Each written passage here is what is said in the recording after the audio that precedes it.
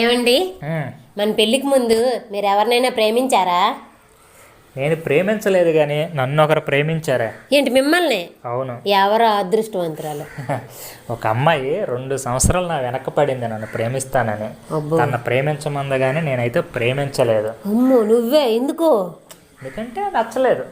అయితే ఒకరోజు ఏం చేసిందంటే తన ప్రేమను గెలిపించుకోవడం కోసం, తన పంతాన్ని ఎగ్గించుకోవడం కోసం ఏం చేసిందంటే వాటర్ ట్యాంక్ ఎక్కేసింది. ఎందుకండి?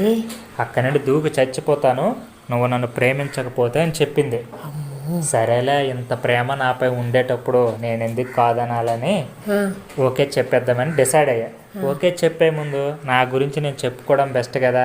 సో నా గురించి మొత్తం చెప్పేశాను. వెంటనే తను సైలెంట్ కింద దిగేసి నా ముఖం చూడకుండా వెళ్ళిపోయింది. ఇంతకు మీరు ఏం చెప్పారండి? నాకు ఇంటి పని వంట పని రాదని.